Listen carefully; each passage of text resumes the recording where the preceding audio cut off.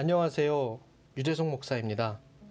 오늘 저희는 다윗이 왕위에 오르는 그 이스라엘의 역사 속의 이 첫 단원이 되는 사무엘상 16장을 읽었습니다.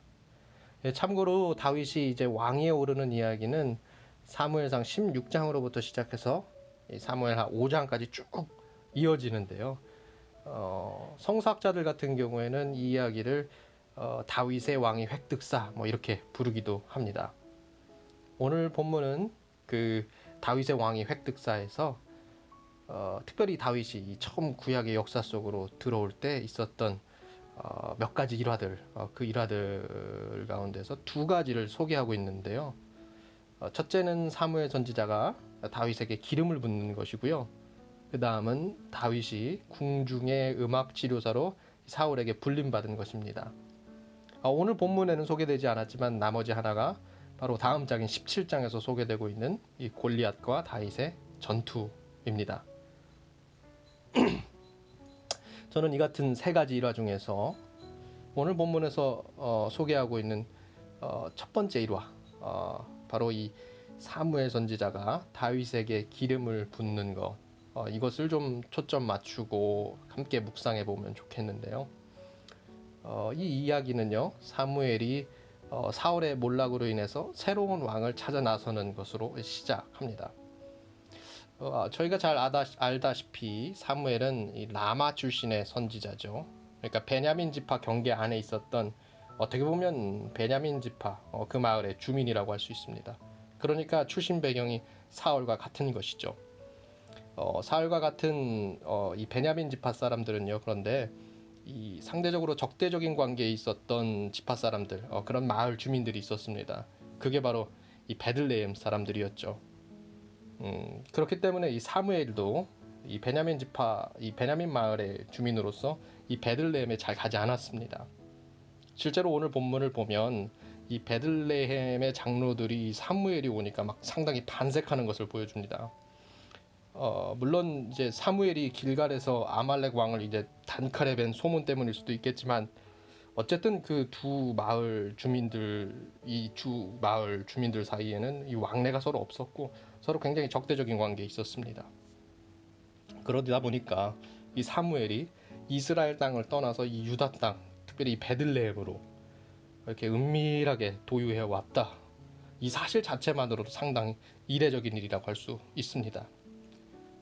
그런데 또 참 재미있는 것은 하나님께서 이 찾으시는 사람, 이 다윗이요, 이 구석진 향촌의 첫째 아들도 아니고 이 여덟째 아들이라는 것입니다.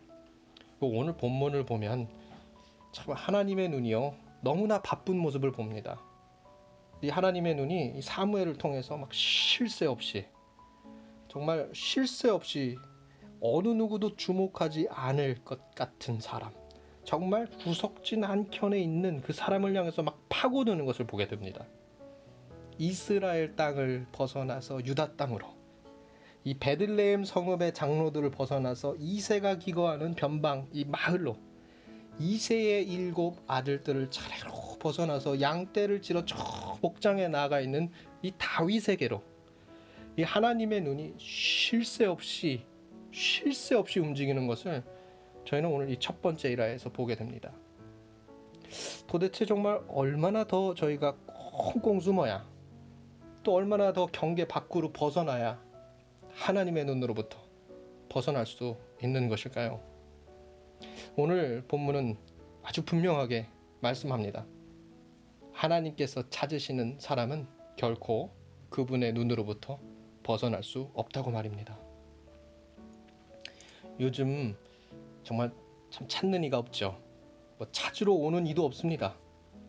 그런데 찾아야 할 일도 또 이유를 만들기도 참 어려운 실정입니다. 그러다 보니까 정말 강제로 변방에 떨어져 있는 듯한 그런 기분마저 듭니다. 외톨이 같고 막 숨겨져 있는 것 같고 막 그렇습니다. 하지만 오늘 본문을 통해서 저와 여러분 모두가 위로를 받으실 수 있었으면 좋겠습니다. 저와 여러분이 이 하나님의 눈으로부터 벗어나 있지 않다라고 하는 그 말씀에 저와 여러분 모두가 정말 귀 기울였으면 좋겠습니다.